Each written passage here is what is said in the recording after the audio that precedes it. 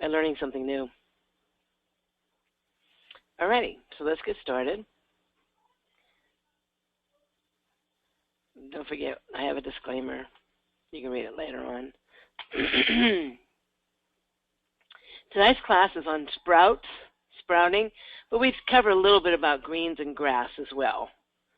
But mostly it's going to be on sprouting. Undoubtedly, the most healthy my daughter has ever been is whenever we were sprouting a lot. I sprout beans and alfalfa and different things. And I think it's because her digestion was so bad, and there's so many enzymes in sprouts, that it really, I saw a difference in her hair and her skin, her energy. She just did so much better. So if you have the time, sprouting in greens and grass can be very beneficial as a health thing. You know, Nature Sunshine doesn't sell it. You'd have to do it, make it on your own, but I think it does amazing things for the body.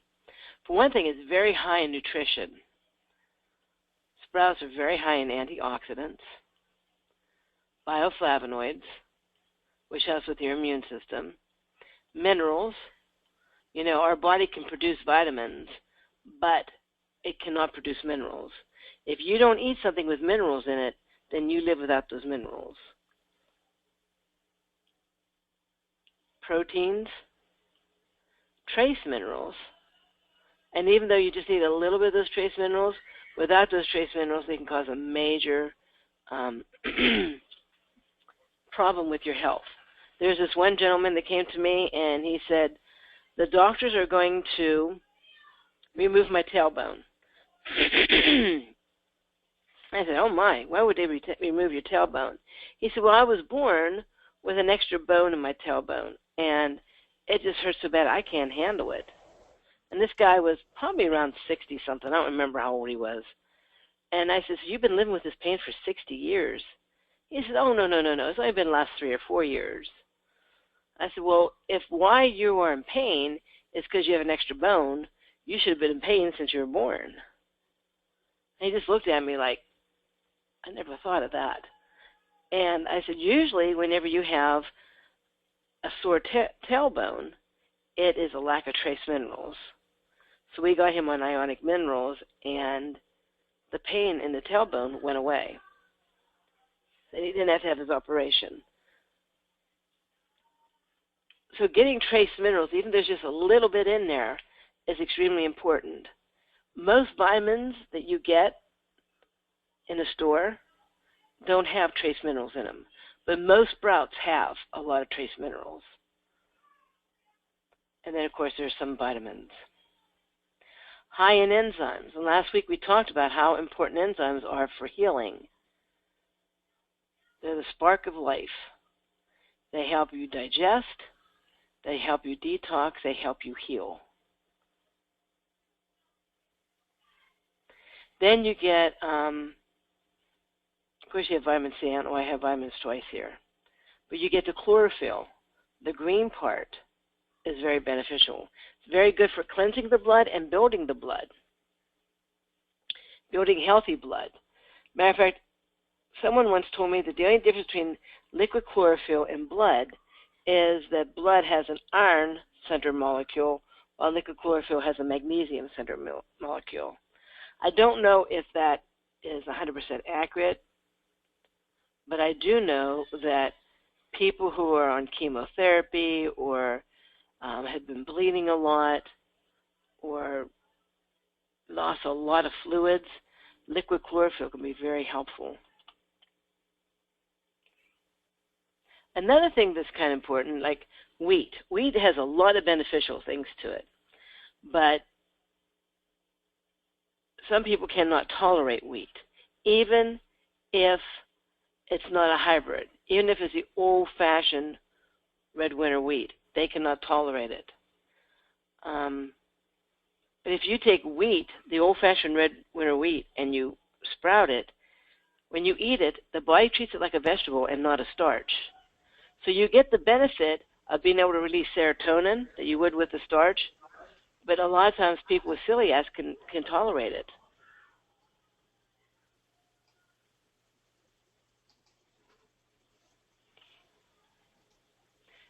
this is some things that also, whenever preparing this class, I found out.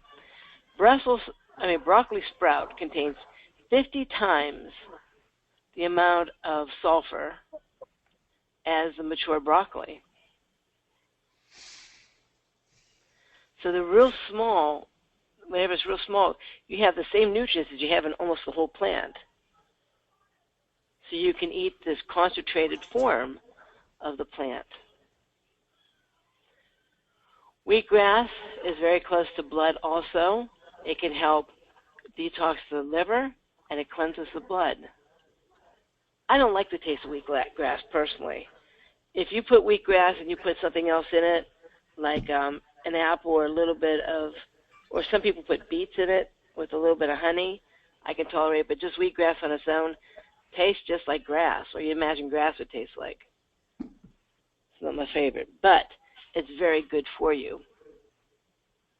And then they have found out that sprouted sunflowers and buckwheat is very, very healthy for people who are diabetic.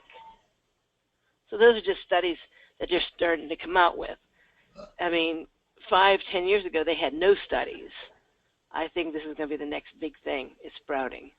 You know how juicing is like pretty big, and smoothies? Well, I think sprouting are even more beneficial. But like all things, you have to kind of watch yourself. Oh, I'm sorry, are there any questions yet? Not yet. Okay. Lori asked me a question. I'm going to answer it. Lori, I barely had time to get here. Today was a crazy day, so no, I did not. But I will do it tomorrow. Okay. But not all seeds can be sprouted. Some of the sprouts are poisonous, even if the food is not poisonous. For instance, potatoes. The sprouts that come up potatoes, if you eat those are poisonous. Nature does ask for certain things like lima beans, tomatoes, paprika. I have no idea what this is. But rhubarb. The early sprouts are very, very poisonous to keep animals from eating. It's a survival mechanism. So if we eat them, even though the plant itself is edible, the sprout is not. So check first. I have a chart that tells you what can and can't be sprouted if you're in doubt. Also, you have to really watch how you grow these sprouts, because they can mold very easily or have a harmful bacteria develop very easily. One thing, make sure you have really, really good water. Because if the water's contaminated, if you have like the virus that causes hepatitis A in the water and you make sprout out of it, that virus is going to be very strong in that sprout.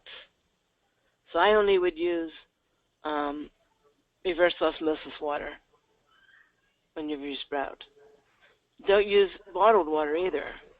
One time I went to Nature Sunshine Convention, and the hotel had complimentary waters in the room, and I drank a lot of the water, and I actually got water poisoning, like botulism from the bacteria that's in the water. So don't use bottled water either. You want a refined, like, I guess you could do distilled water, though I've never done that. I've always ever used reverse osmosis water. Also, make sure that you clean it out very well in between times, so the bacteria may not be in there, or mold, or like black mold or something like that.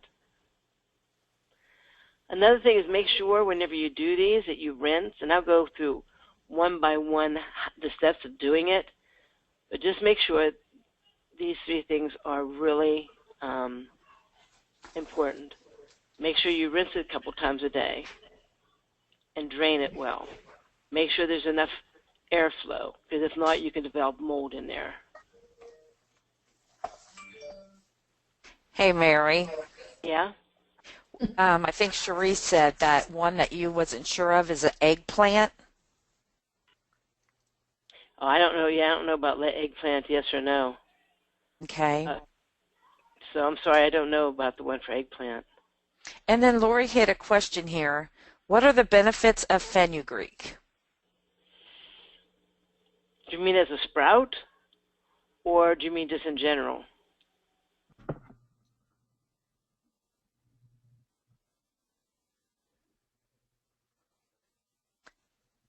Fenugreek is my favorite sprout, she said. Oh, I've never sprouted fenugreek, so I have no idea. I didn't even know you could sprout fenugreek. I know fenugreek in general is, yeah, I bet it would be good.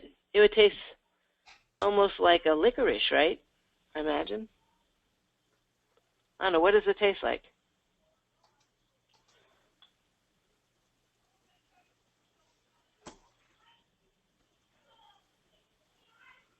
She just says it tastes good. She might be typing. Okay. She said, not really. I just like it. Pretty bland. Well, I was thinking fennel. I'm sorry. I was thinking fennel, not fenugreek. I'm sorry. Brain fart. I don't know if fenugreek would be good for that. I know fenugreek is a yang herb as an herb, when it's a whole herb, that helps, like, you take marshmallow fenugreek to melt the mucus in your respiratory system. But I don't know. I apologize. I don't know that. I have some places that you might call later on. I have some URLs that you might be able to check out. That might be good because Jaya asked, how do you sprout fenugreek? Well, everything you sprout, you do pretty much the same. It's just the amount of hours and stuff like that is different. Jaya said, fenugreek feels sticky when soaked in water. That being the case, how do you get that to sprout? Hang on one second, okay? Yes.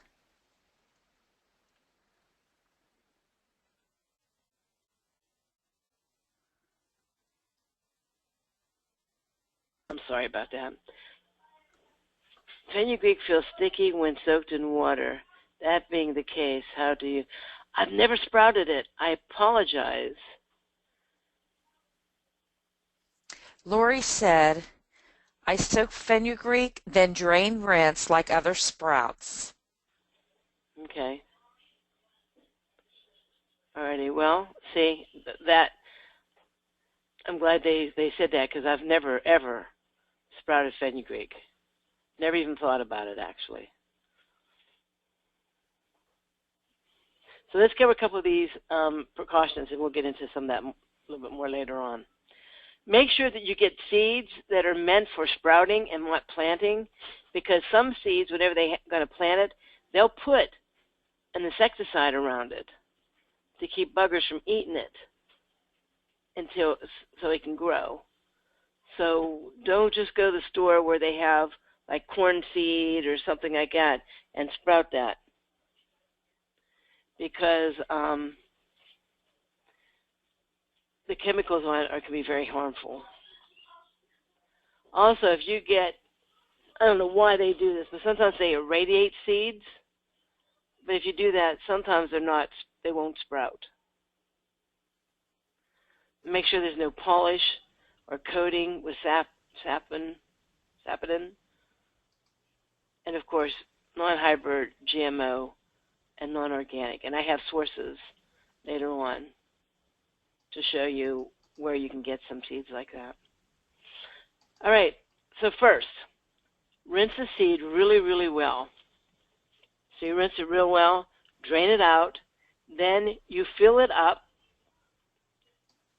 What I do, and this is just general, let's say you have this many seeds at the bottom. Another thing, don't try to do too many seeds at all. You're not going to be able to do a half a cup of seeds. You know, you have to do just a little amount of seeds because they're going to puff up pretty good. So I put the seeds in there, I rinse them, drain them, and then I'll put like maybe this much water in and soak them overnight. I do have a chart that tells you when you should soak them, but usually you soak at least overnight, if not longer. Then what I do is I wake up in the morning, I dump that out, I rinse them again, really good, swish it around, let it dry out, run out again, and I keep it at an angle like this. This would be the bottom, right? This would be the top. This is the bottom, so that the water can drain out. And then I put it in a place that, what I used to do is I used to have steps going down to my cellar, and we had shelves there. I put it in there. So that it was kind of dark, and it wasn't really hot. It wasn't really cold. Do not let the seeds dry out. Make sure you rinse them, like I said, a couple times a day. And make sure the heat stays pretty comfortable. Okay, we have a question. Okay. Cherie asked, how long can you store seeds before sprouting, before you lose nutrition? Before they're sprouted, you can usually sprout seeds for 2 years. After you sprout it, I would keep them in the refrigerator, and I would go no longer than a week. If they're not used up in a week, then I would either throw them away or plant them or something. So did that cover your question? Because I didn't know if you meant seeding, storing before you sprout or after you sprout. She said yes, thanks. Okay. Alrighty. Some people add a little distilled vinegar. I don't do that. Or silver shield or grapeseed extract. I don't do any of that. If I had molding, then I would, but I don't have molding problems yet so far. Probably because I rinse them so well and I drain them. I kind of do this. Here's the jars. I use canning jars. I use nylon, old pair of nylons. But you can use this, what they call it, tooling, I think they call it. Like you go, it's really fine. It's just not the tooling that you use like if you're going to make party favors up for a wedding. It's a finer tooling. What are them jars called, Mary? Jaya asked. It's just a canning jar. All jars.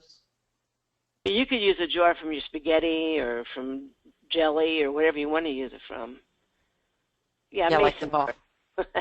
we don't call our mason jars because all our jars are mason.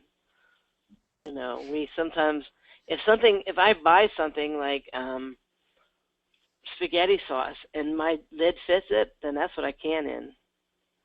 Sometimes they break, but usually they don't. And then we have one more question here, Mary. Lori asked, Mary, germination would go down after 2 years storage of dry seeds, but any seeds that sprout would still be nutritious, Yes. Correct? Right. But I noticed that, like, I had some alfalfa seeds for like almost 3 years, and I tried sprouting them, and they didn't sprout anymore. So, yeah, if they sprout, they're good. But they get to the point that they don't sprout anymore if you have them too long. So if you would have alfalfa sprouts and in 3 years you sprout them and they sprouted, that's fine. Let's see here. How long do you sell tooling? Is that a certain kind of fabric? It is. It's, how, like, whenever they do weddings, they'll have, like, around the table, they'll have this, like, white sash.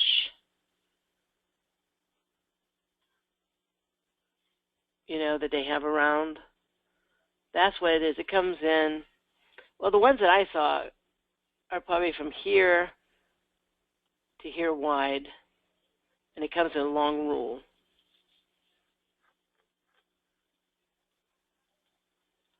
And what was the rest of the question?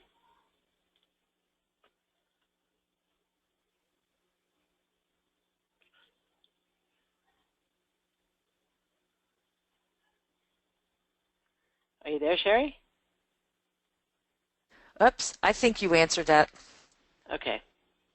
If not, just let me know. It's very inexpensive. I mean, this much here may cost, what, 7 cents?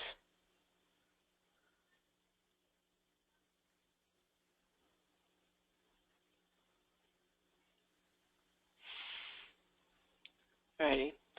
So then I put a rubber band around, and then I put it at an angle like this, and put it on a tray so the water can come out. That is so important.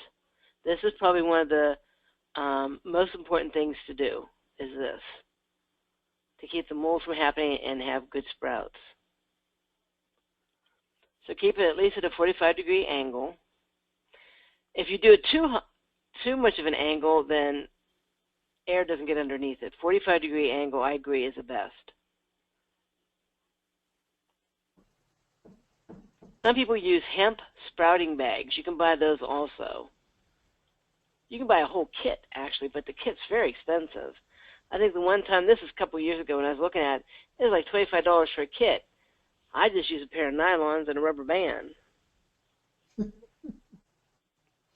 So, but if you want to go and do the fancy stuff, I'm sure you can. What about cheesecloth, Mary? I think it depends on the cheesecloth. I've seen some cheesecloth that I think alfalfa sprouts would go through. Nylon or tooling seems to be the best that I have seen, that I've tried. I tried to use, what's that fabric called? Muslin. Muslin doesn't do good. Not at all.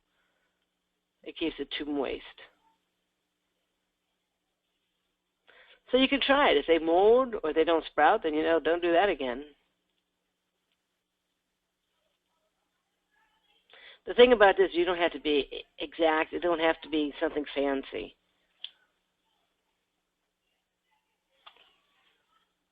So there's three things that people do. They sprout, they make greens, or they do grass. Sprout is usually like this, where the sprout itself is 2 to 4 times the size of the seed. So if you have a seed this big, then you're only going to have a sprout that big. The only exception is alfalfa sprouts. Alfalfa has a small seed, but usually you let it grow until it has the first 2 leaves. And that's usually much longer than that much of the seed. But we used to do, when we did the bean sprouts, for instance, which was my daughter's favorite, we just did twice the size, to 4 size, the size of the berry, the wheat berry. When it gets bigger than that, you can still eat it, but it's now considered a green. And then whenever it gets really high that you get many shoots or leaves or whatever, then it's considered a grass.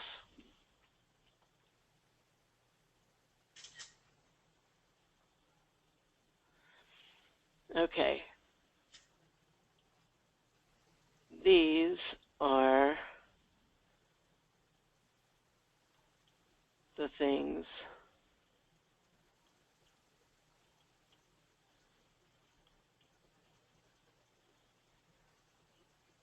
that I have personally used. These are the only sprouts I've ever made. Just these. This is I found somewhere else. So remember, you soak a little bit different. Some 8 hours, some whatever hours. 6 hours. Usually, like I said, overnight. Isn't that big of a deal. This is how many days. This is a nice chart to have. If you email me, you can either take a picture of this chart, and I'll take this off.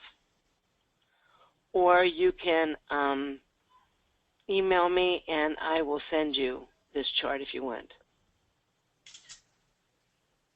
Hey, Mary. Yeah? Jaya said, and I cannot pronounce this, sorry, amaranth seeds are much smaller than alfalfa seeds, right? I don't know. I'm sorry. I didn't mean to mark that one. I've never done that. I've done this, I've done this, this, this, this, this, this, and this.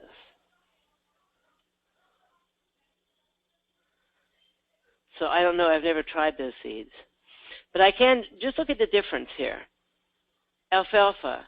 You start out with 3 tablespoons of alfalfa, and you end up with 4 cups of alfalfa sprouts. So we're talking a considerable amount of room. So don't put too many seeds in. If you do, it doesn't work right.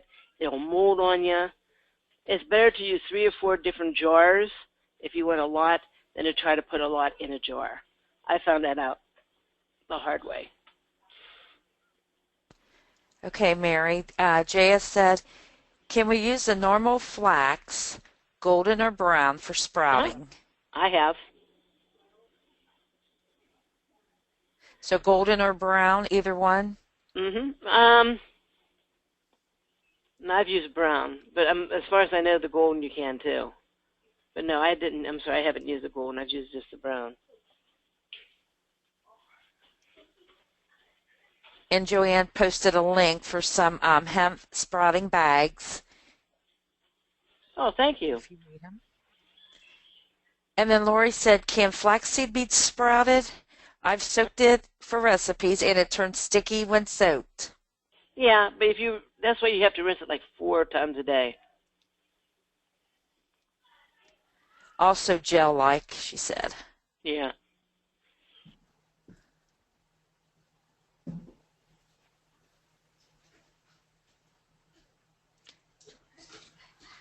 Okay, any other questions? Nope, we're caught up. Okay. So say you've sprouted you have your sprouts.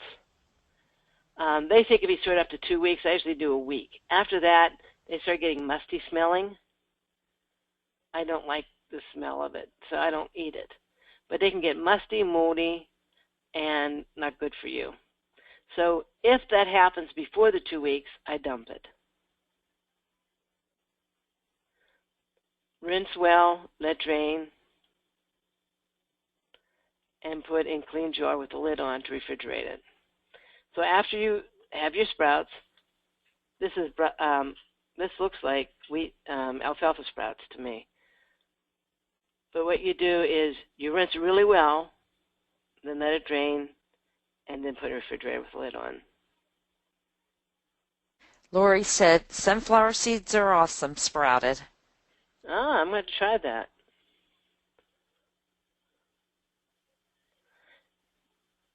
I tried to do sunflower seeds one time. They were the raw sunflower seeds, but something must have happened to them because they never sprouted for me. Because, of course, you couldn't do the roasted ones because they're dead.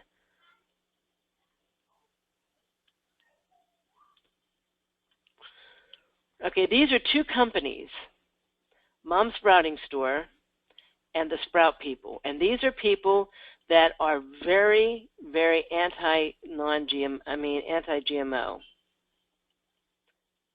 And they're very proud of how organic and how pure their seeds are. I would consider both of them a good source. Mary. Yeah? Lori asked, it's almost better to sprout sunflower seeds horizontally. Maybe that's why mine didn't do that. I thought it was just because I bought them in a health food store. I didn't buy them at a seed company. I bought them in a health food store, and they were the raw sunflower seeds. She put a Google search link on. Lori just posted it.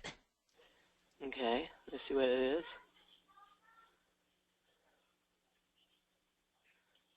Cool.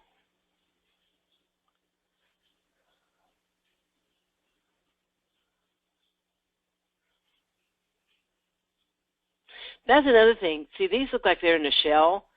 Mine weren't in the shell. They were already shelled, so maybe that's why it didn't work very well. Lori said hers were in a shell. That's probably what I did wrong then, because I bought. Did you ever see the shelled raw sunflower seeds? That's what I used.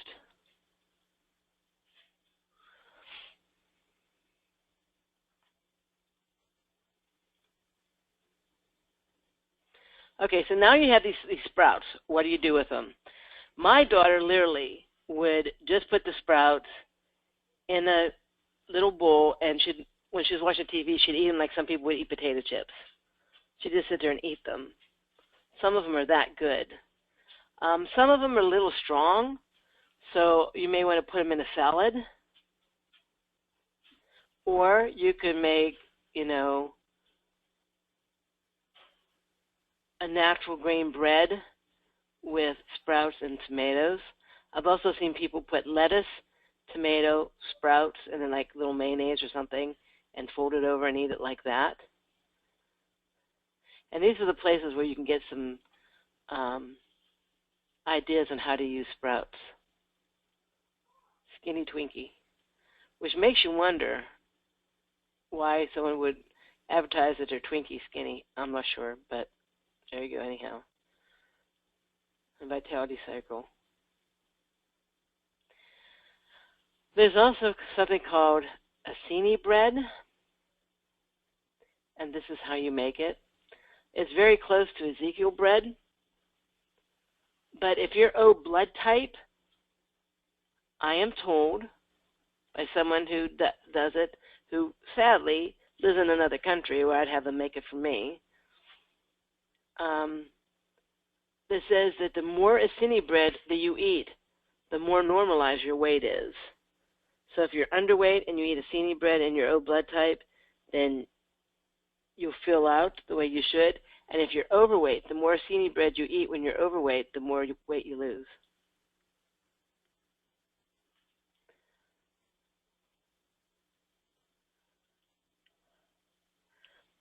Okay. Any other questions? Nope. Joanne posted recipes for sprouts.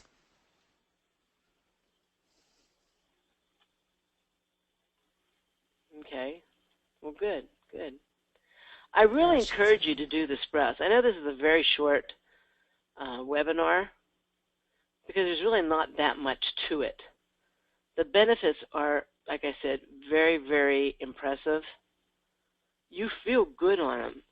They help the body cleanse. They're very satisfying too. If you went like, I don't know about everybody else, but once in a while whenever I'm watching TV or just doing something, I want to munch at something. And these sprouts are great because there's very little, their index, because of the fiber, the index is very, very low, the glycemic index, and they're satisfying and they're filling.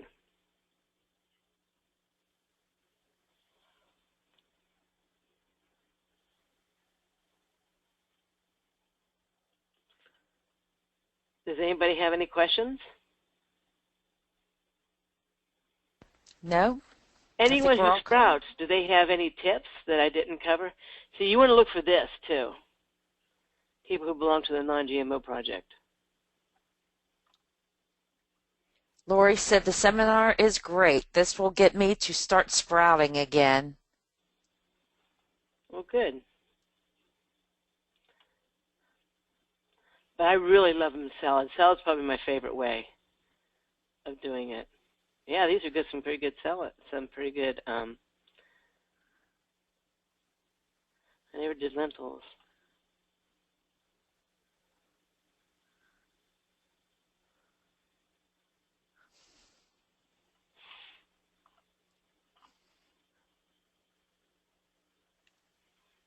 Well, I'm going to have to do that. I'm sorry, Mary. That's okay. Go ahead.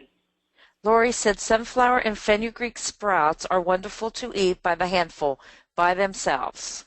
Okay. Well, I'm going to try that. I'm going to get the sunflower. And then I'm assuming the sunflower seeds, the shell, will come off like it does for like the other sprouts, right? It just breaks off, and as you rinse them, they just end up separating. She said yes. Okay. That's what I should have done. Well, I'm going to get some fenugreek stuff. Fenugreek seeds. Yeah, I might have to try this sprouting this year. It's very good, and it puts a little, after a while, if you have salad, like I have salad at least once every day, sometimes twice a day, and after a while you want to spruce it up a little bit. And the sprouts are a very good way of doing that. I haven't sprouted for a while, though, I have to admit. I've been getting lazy with that. But I sprouted a lot whenever my kids were growing up. And they say, oh, salad, and then you just put the sprouts on, then it's like, it just changes it enough that you don't get that, oh, not again feeling.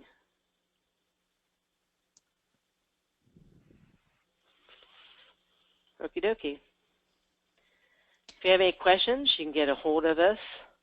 I do want to say something. In about 10 days, I guess, let's see. One of the people in my group, the 21st, I guess it's less than 10 days. Someone in my group wanted to do an iridology class. Her name's Michelle. She's opening it up to everyone. It's going to be on the 21st and then on the 28th in the evening. We're going to do 1.5 lesson each day. So if you're interested, let us know, and you can,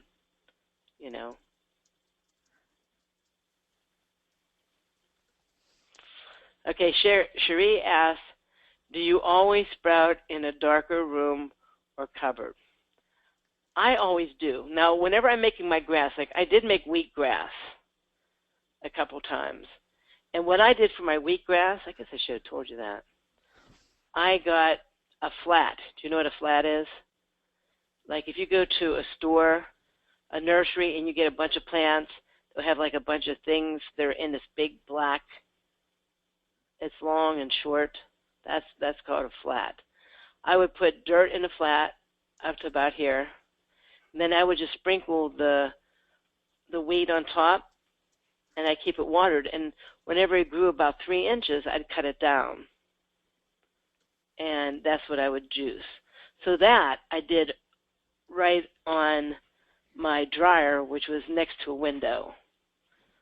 But the sprouts that I did, I would usually just put it in my pantry, going down to my cellar. Has anybody done sprouting in light? The person who taught me told me to put it there. So that's just why I did.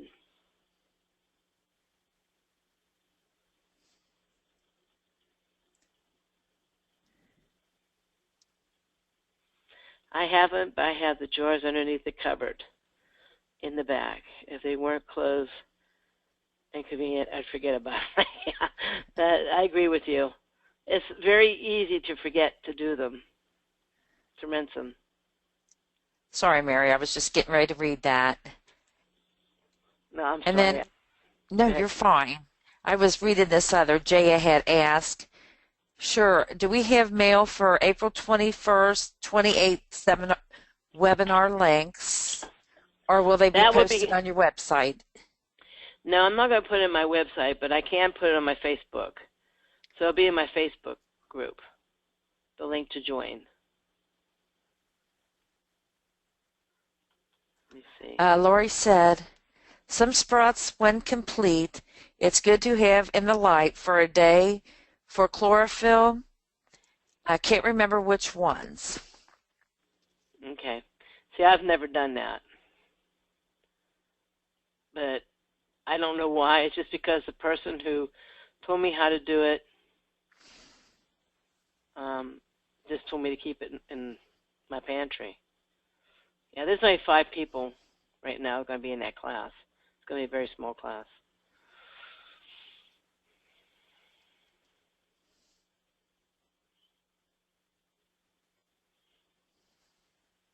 Okay, any questions? I think I've got them all. Did I miss anybody?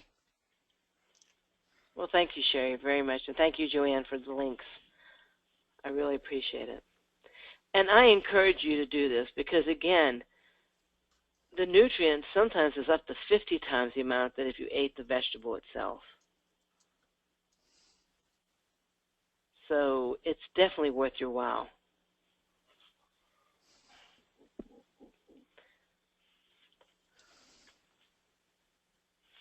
Okie dokie. Well, go out and sprout. I'm sorry, go ahead. That's okay. Just a lot of thank yous from everybody. Said great job. So. Well, thank you guys for coming and for your helps. And thank you for giving the class. Okie dokie. So if you remember, if you need us, here's Sherry's email address and phone number and her Facebook group. And here's mine. Email is better than the other. Another thing I just want to ask you before you go, if you don't mind. Someone had asked, because I stopped doing the natural health professional classes, someone asked me if I would be willing to do it once a month and just do it once in a year and rather than twice in a year, because they have some people that are getting interested in Nature Sunshine and they want to be able to teach them or have them taught. So how many people think that doing one of these classes a month from September until June?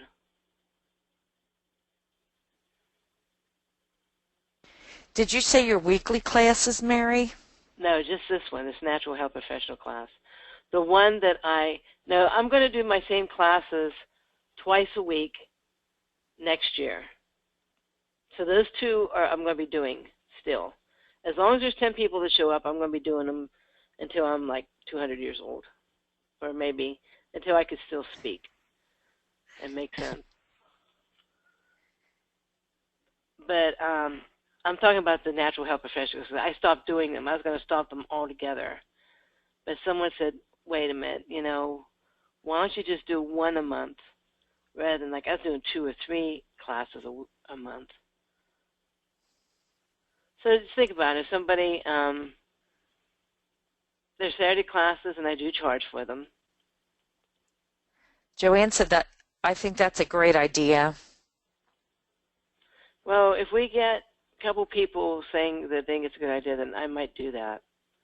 If not, as it is right now, I plan on not doing them at all. Cherie said, yes, once a month would be great. Information needs to be shared. Thank you. All righty. Oh, and Lori lost audio. Oh, man. Sorry, Lori. Okie dokie. Well, y'all Ada have... said yes, please. And good Jaya evening. said yes, please. So we're getting some yeses on that. Okay. And there's no class tomorrow night. Don't forget, there's no class tomorrow night. It was never scheduled. And then on next Tuesday, it's on the autoimmune diseases, and on the 20th, it's on Silver Shield. And then on Thursday, it's the first iridology class, if you want to join. And those are all free. All righty. Well, y'all have a good evening, and thanks again, Sherry and Joanne. I appreciate your help. You too, and you go get that laundry done. Okie dokie. Good night, everyone. Good night, everybody.